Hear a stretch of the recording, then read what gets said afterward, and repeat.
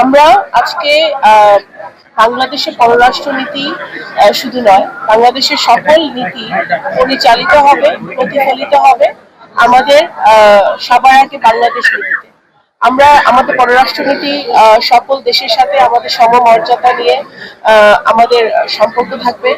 সকল দেশের সাথে আমাদের কূটনৈতিক সম্পর্ক থাকবে, বন্ধুত্ব থাকবে, কিন্তু সেটা হবে সমতার ভিত্তিতে, পারস্পরিক মর্যাদার ভিত্তিতে, এবং অবশ্যই বাংলাদেশের স্বার্থ, বাংলাদেশের মানুষের স্বার্থকে সব 1 নম্বর প্রায়োরিটি দিয়ে সকল পররাষ্ট্রনীতি বাস্তবায়িত হবে ইনশাআল্লাহ।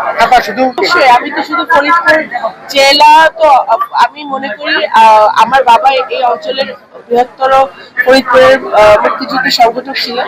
ওনার সন্তান হিসেবে আমার দায়িত্ব অনেক, কর্তব্য অনেক।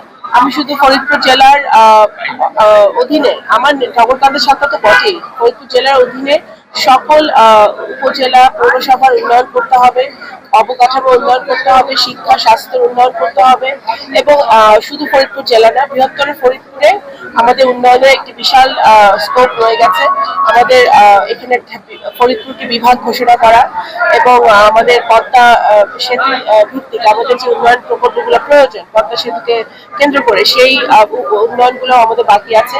অনেক উন্নয়ন এই অঞ্চলের মানুষের ভাগ্য উন্নয়ন, নারীদের ভাগ্য উন্নয়ন, আমাদের যুব সমাজের ভাগ্য উন্নয়নে অনেক কিছু করার আছে।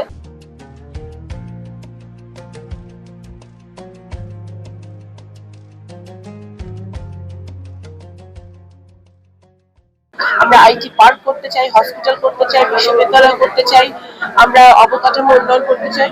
ইনশাআল্লাহ যদি বাংলাদেশ জাতীয়তাবাদী দল, আপনারা দেখেছেন ইতিমধ্যেই মাননীয় প্রধানমন্ত্রী জনাব তারেক রহমান রোজার মাসেই আমাদের একটা পাইলট প্রজেক্ট হিসেবে আমাদের ফ্যামিলি কার্ড চালু হবে ইনশাআল্লাহ। সেটা সারা দেশে আস্তে আস্তে আরো বাড়বে। তো আমাদের কাজ, আমরা যে প্রতিশ্রুতি মানুষকে দিয়েছি, বাংলাদেশ জাতীয়তাবাদী দল যে প্রতিশ্রুতি দিয়েছে, সেই প্রতিশ্রুতি আমরা রাখি এবং রাখবো।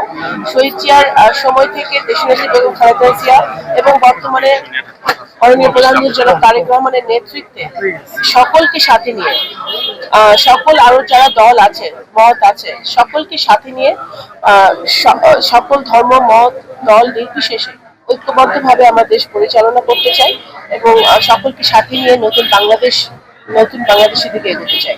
আমাদের তো মাত্র 2 দিন হলো বাংলাদেশ জাতীয়তাবাদী দল সরকার গঠন করেছে।